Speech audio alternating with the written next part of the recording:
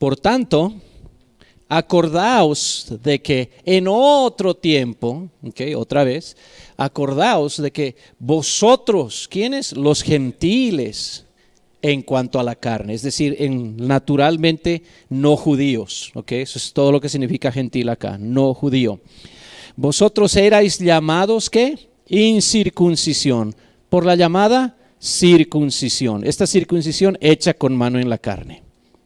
Entonces, tanto los gentiles en cuanto a la carne, como los judíos en cuanto a la carne, ambos, va a pasar algo con ambos, pero ahora, los gentiles erais llamados incircuncisión, y ahí nos acordamos de el filisteo más famoso de la historia, ¿no? Goliat, este filisteo incircunciso, ¿no? Osa hablar de los escuadrones del Dios de Israel. Entonces, eso es lo que éramos, ¿no? Entonces, note, vosotros los gentiles en cuanto a la carne, en aquel tiempo estabais, y le puse ahí 2 puntitos, y estabais sin Cristo, estabais alejados de la ciudadanía de Israel y ajenos a los pactos de la promesa, estabais sin esperanza y sin Dios en el mundo. Note esa lista. Es para deprimirse, ¿no? En la situación en la que estaban los gentiles. Sin Cristo, que es lo peor, sin Mesías, sin siquiera la esperanza de un Mesías. Alejados de la ciudadanía de Israel. Ajenos a los pactos, porque los pactos abrahámico, davídico, mosaico son con los hijos de Israel. Sin esperanza, sin Dios en el mundo. Entonces note, los gentiles sí tenían dioses, pero llegamos a la conclusión muy temprano de que esos dioses eran ídolos falsos. Entonces, esencialmente están orando a algo que no existe y están orando sin Dios. Sin Dios en este mundo. Eso es todo lo que éramos nosotros los gentiles, incluyendo los bolivianos. Pero ahora que hay un cambio, y los peruanos no se hagan los santos, pero ahora, tenemos un peruano en clase, hermanos, pero ahora en Cristo Jesús, otra vez, vosotros que en otro tiempo estabais, ¿qué? Lejos. Habéis sido hechos cercanos. O sea, cuando decimos estaban lejos, aquí es fácil y es rápido poder leer eso. Pero si nos ponemos en nuestra mente el tremendo abismo que un gentil tenía que cruzar para tratar de ser parte de la comunidad de Dios. Aún para convertirse en un prosélito, cuando un gentil quería servir al Dios de Israel, tenía que comprometerse a guardar los mandamientos de Israel y tenía que pasar un tiempo de prueba y tenía que renunciar a ser gentil y tenía que comenzar a adoptar todo lo de judío, lo que están tratando de hacer los mesiánicos hoy en día, ¿no? Los falsos mesiánicos. Pero Pablo dice nada de eso era necesario, porque una vez que llega el Mesías, somos hechos cercanos no por proselitismo, sino por la sangre de Cristo. Estoy actualmente en la universidad leyendo los rollos del Mar Muerto. Hay uno de los primeros fragmentos que se encontraron. Tal vez alguien no sabe qué son los rollos del Mar Muerto, levante la mano, no es pecado, gracias. 1947, cerca de lo que llaman el Mar Muerto, ahí en la Tierra Santa, creo que son 7 millas de Jerusalén más o menos, lugar desértico, encontraron en una cueva, unos beduinos que viven en esa área, encontraron una cueva 7 rollos manuscritos. En ese tiempo no sabían de dónde eran ni cómo, pero eventualmente después de un tiempo se dan cuenta, son manuscritos del tiempo, alrededor del tiempo de Jesús. Primer siglo, posiblemente escondidos cerca del año 60 después de Cristo, poco antes de la destrucción del templo en Jerusalén. Eso ya después de la muerte, sepultura y resurrección de Jesús. Entre esos hay un rollo que se llama la regla de la comunidad. Okay. Y a través de lo que han estudiado, posiblemente pertenecían esos rollos a un grupo llamados los esenios, que no se mencionan en el Nuevo Testamento. Pero estos eran tan estrictos en la manera en que llevaban la ley, que a los fariseos les llamaba, esos son los que buscan cosas suaves. Okay. Para ellos los fariseos eran wishy-washy, más o menos, sí quiero, pero no sé. ¿Okay? Entonces ellos decían, ellos tratan de escabullirse de la ley, y Jesús tal vez va a estar de acuerdo con eso. Dice, nosotros la guardamos como es.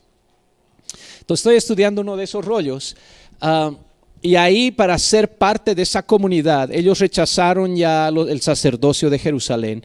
Entonces se hicieron una comunidad fuera. Okay. Y su versículo favorito está en Isaías, donde dice, voz que clama en el desierto, preparad el camino al Señor. Entonces ellos, ¿qué hicieron? Se fueron a vivir al desierto en preparación para la venida del Mesías. Y ellos, para que usted sea parte de esa comunidad, tenía que primero entregar todas sus cosas. Si usted tenía tierra, burros, lo que sea, todo lo entregaba a la comunidad, y tenía que estar en un periodo de prueba por 2 años. Todo el primer año no podía beber el agua santa que ellos beben. Después del primer año ya puede tomar el agua, pero tiene que esperar al año segundo para poder comer la comida de ellos. O sea, tenía una serie de regulaciones. Y esto aplicaba para judíos mismos, imagínense, para los pobres gentiles, tratando de ser parte de esa comunidad. Y aparentemente sí aceptaban gentiles, pero ¿cuáles eran los requerimientos para ellos? Entonces, cuando hablamos de que están lejos, okay, le voy a hacer recuerdo de ese dicho rabínico, esa oración rabínica. Señor, te doy gracias que no me hiciste un perro, un gentil o una mujer. Entonces, perros y gentiles se ladran unos a otros, ¿ok? Esa era la idea de los judíos. Entonces, cuando hablamos de que estaban lejos, digo, estábamos lejos, estábamos lejísimos, ¿ok? Entonces, en otro tiempo estabais lejos, pero habéis sido hechos, ¿qué? Cercanos. Ya no hay un tiempo de prueba, ya no hay rituales de purificación como tenían los esenios, sino cercanos por la sangre de Cristo. Okay. Y solamente para información general, la cueva número 1 tenían 7 manuscritos que encontraron. Al final encontraron 12 cuevas. La última cueva fue encontrada en enero del 2017. Casi 1000 diferentes manuscritos y fragmentos de manuscritos han encontrado ahí. Toda la Biblia hebrea, excepto por el libro de Esther. Tienen varias copias de Génesis, de Isaías, Deuteronomio, y comentarios bíblicos, y también reglas para la comunidad, que es una de esas, es la que estoy estudiando ahorita. Entonces, con todo eso se abrió un mundo de estudio y se comprobó que la Biblia hebrea que nosotros tenemos hoy, lo que para nosotros es el Antiguo Testamento, es completamente confiable, porque hemos encontrado manuscritos del tiempo de Jesús, y antes de ese descubrimiento, el manuscrito más antiguo del Antiguo Testamento era del siglo X, después de Cristo. Entonces siempre hay gente que dice, no, pues del siglo X, quién sabe cuánto le cambiarían desde el siglo I hasta entonces. Que en paz descanse esa refutación, porque ha sido deshecha con los rollos del Mar Muerto. Okay. Pero la sangre de Cristo, la sangre de Cristo. Estamos hablando... Obviamente usted ahora sabe, esta gente ya están dentro de la comunidad, ya conocen la Biblia hebrea, ya saben de todos los sacrificios que se tenían que hacer y los sacrificios de sangre y todo eso. Y la sangre de Cristo es la que nos ha acercado a nosotros, a Dios. ¿Okay? Porque Él, hablando de Cristo, Él es nuestra, note que no dice Él es nuestra salvación.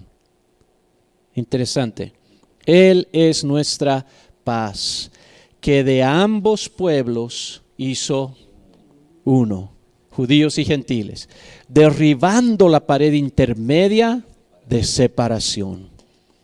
Entonces estamos hablando David y Goliat en constante guerra, enemistad y todo lo demás, y de repente llega el Mesías, el príncipe de paz, Sar Shalom en hebreo, en Isaías 9:6. Sar Shalom, llamará su nombre Sar Shalom. Él es nuestra paz. Note cómo esto está asumiendo que conocemos esa profecía, y está diciéndonos, Él es el cumplimiento, porque de ambos pueblos hizo uno, derribando la pared intermedia de separación, aboliendo, ¿dónde? ¿Por qué está mencionando carne? Acaba de mencionar carne 2 veces, esta es la tercera.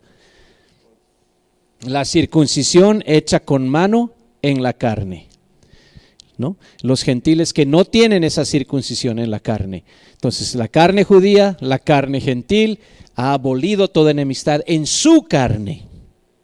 ¿Okay? La carne de Mesías.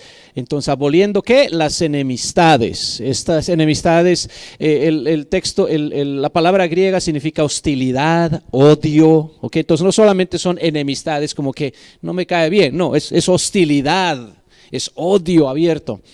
Y también abolió la ley de los mandamientos expresados en ordenanzas. ¿Okay?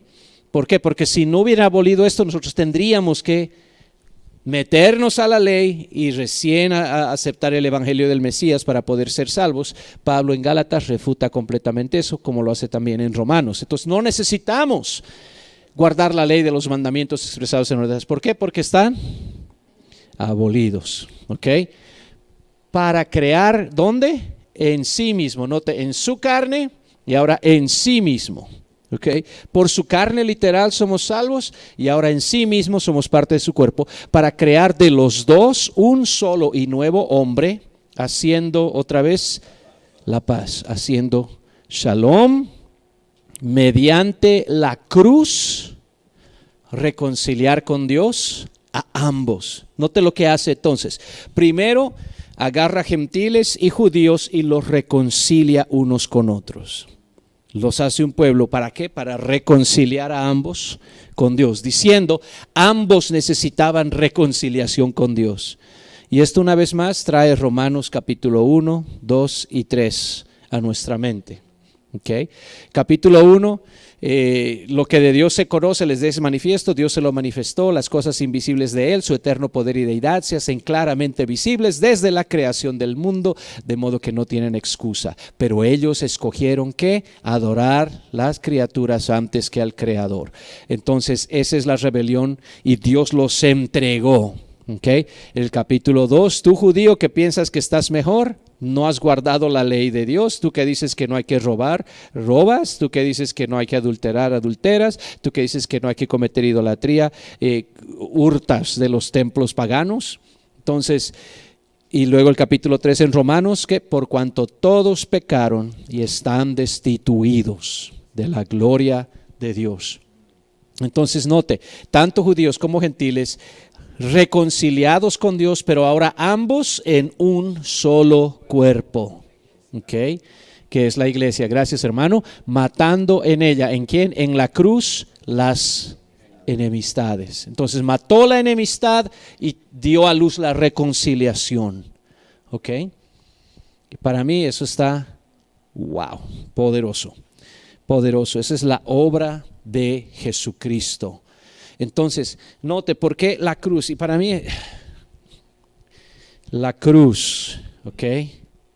Trae reconciliación horizontal y reconciliación vertical, ¿ok? Para mí Dios la tuvo que haber diseñado de esa manera, porque en la cruz no hay solamente, porque a veces pensamos, no, yo estoy bien con Dios y a mí qué me importa que el hermanito. ¿No? Y yo digo, necio, no te das cuenta lo que hace verdaderamente la cruz. Si la cruz no te puede reconciliar horizontalmente, tampoco puede reconciliarte verticalmente. Porque le estás quitando efectividad a la cruz, diciendo, sí, la cruz me puede cubrir los pecados, pero no me puede reconciliar con mi hermano. Y el apóstol Juan va a atacar eso bien duro y va a decir, el que aborrece a su hermano es homicida. ¿Verdad? Entonces tenemos que darnos cuenta del poder, el shalom que trae Dios es algo que nos afecta y nos infecta en todo este mundo en el que estamos viviendo, y también nos hace trascender ese pecado para reconciliación con aquel de quien bajo cual estábamos, bajo su ira. Okay. Éramos hijos de ira, ahora vamos a ser ¿qué? Hijos de la reconciliación. Okay. Ahora, cuando hablamos de esa pared intermedia de separación, algunos han sugerido que tal vez la imagen es la del templo. Okay. Estamos aquí viendo el templo del tiempo de Jesús, el templo de Herodes. Okay. Este templo, acuérdense, el primer templo fue hecho por Salomón, fue destruido completamente por los babilonios cuando fueron llevados en cautividad. Regresan de la cautividad bajo Esdras y Nehemías y comienzan a reconstruir el templo. Ese es conocido como el segundo templo. El templo de Herodes es simplemente una refacción de ese segundo templo. Okay, ese segundo templo no fue destruido y entonces Herodes viene y comienza pues a hacerlo bien suntuoso, más grande y todo eso. Dentro de ese templo tenemos la corte, obviamente las cortes de afuera, y hay una corte llamada la corte de los gentiles. Okay, donde aquellos que eran los temerosos de Dios, en inglés God-fearers, okay, los temerosos de Dios, aquellos gentiles que querían acercarse al Dios de Israel, podían acercarse hasta la corte de gentiles. Pero aquí hay como una pared que es más como un velo, vamos a decirlo así. Okay. Aquí lo pueden ver de otra manera. Ahí está el templo, lugar santo, santísimo. Ellos, los gentiles, nunca podían llegar al lugar santísimo ni al lugar santo. Entonces ellos tenían que quedarse aquí en la corte de los gentiles. Hasta aquí llegan y aquí hay un velo, tal vez una barda, podemos decir, que separa. En esta barda había un letrero que decía: gentil que atraviese esto, ciertamente morirá. Entonces no era como que, ay, te equivocaste, sí, qué pena, estaba buscando el baño. No hay tal cosa, ¿ok? Te pasaste por ahí, estás muerto, ¿ok? Destruido. Ahora, acuérdese que los judíos bajo el imperio romano pierden la potestad sobre la vida y la muerte. Perdieron lo que llamamos el cetro de Judá, ¿ok? Ellos no podían dar muerte a nadie sin permiso del imperio romano. Pero en este caso, el imperio les dio la potestad de que si algún gentil atraviesa esta corte, ellos sí le pueden dar muerte ahí mismo. ¿Okay? Entonces Jesús era judío, nunca pudo hacer eso, y por eso es que para matar a Jesús ellos tuvieron que ir a través de Pilato, porque no podían matar a Jesús simplemente sin la aprobación del gobierno romano. ¿Okay? Pero en Hechos, ¿se acuerdan cuando Pablo es arrestado y comienza toda la larga travesía hasta Roma? Ven a Pablo por acá con un compañero de milicia que era gentil, ¿ok? Y piensan, y después ven a Pablo aquí adentro y piensan que él metió a un gentil ahí adentro. Entonces acuérdense, en la mente de los judíos, Pablo quebranta la ley, para él la ley no vale nada, entonces ¿qué le sirve? Seguramente que metió a un gentil, porque ya no respeta nuestras leyes. Y por eso es que se hace ese tremendo problema ahí y llevan a Pablo, lo arrestan, tiene que venir el tribuno con sus soldados y todo eso, ¿ok? Porque piensan, ha traído a un gentil y lo ha metido dentro. Entonces, por eso les digo, hay inclusive el letrero, es pena capital el que pase eso.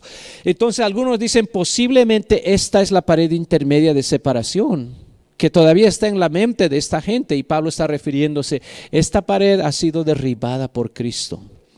Gentiles ahora pueden entrar no solamente a la corte de afuera, sino al lugar santo y al lugar santísimo. No en el templo literal, pero en el mundo espiritual.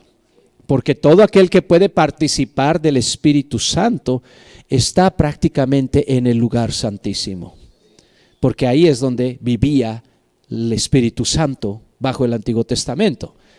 Entonces, lo que Pablo está diciendo es poderosísimo para los gentiles. Imagínese usted siendo gentil y escuchando esa carta leída. Como que, ¿no? Unas cuantas maromas por aquí. Me vuelvo pentecostal si no lo fuera. ¿Okay? Y le doy una danzadita. ¿Por qué? Porque se me han abierto las puertas de par en par. Por la gracia, por la sangre, por la cruz. Reconciliación completa. Y es así que dice que Jesús vino y anunció las buenas nuevas de paz, de shalom, a vosotros que estabais lejos y a los que estaban cerca. ¿Ok? Tanto al hijo pródigo como al hermano carnal que vivía en la casa. ¿Ok? A los dos nos anunció esa. ¿Por qué? Porque por medio de él, los unos y los otros tenemos entrada por un mismo ¿qué? Al Padre. Los unos y los otros. Esta frase de decir tenemos entrada es temple talk. Ese es el lenguaje del templo. Tenemos entrada por un mismo espíritu al lugar donde está el Padre. Ahí donde está, en inglés se llaman Shekinah, en hebreo Shekhinah, la gloria de Dios que vivía en el lugar santísimo. Tenemos entrada ahí.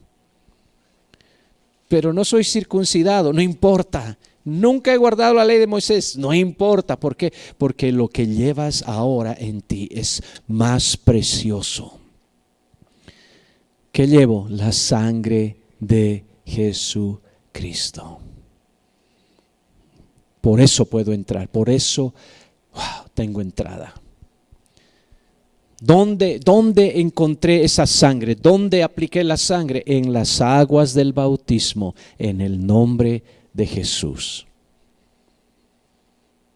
Okay. Hebreos capítulo 9, Hebreos capítulo 10 van a decir que ni el sumo sacerdote podía entrar al lugar santísimo. Y si entraba era una sola vez al año y no sin sangre. No sin sangre. Y ahora tenemos entrada por esa sangre y por un mismo espíritu al Padre. Y entonces note que hay parte del tema principal de Efesios, la reconciliación y la unidad. Esa palabra es importante en Efesios, porque de ambos pueblos hizo uno en 2:14. Y ni siquiera la palabra pueblos no está en el original, pero la suplen. Puede decir de ambas razas, judíos y no judíos. Hizo uno para crear en sí mismo de los dos un solo y nuevo hombre, en el verso 15. En el verso 16, para reconciliar con Dios a ambos en un solo cuerpo. El verso 18, los unos y los otros tenemos entrada a un mismo Padre. Entonces note lo que hace, no solamente nos reconcilia, nos hace un solo cuerpo. Entonces podemos decir, ¿de qué iglesia es usted? De la misma iglesia de Felipe y Andrés y Simón y Juan y Jacobo. Somos parte del mismo cuerpo.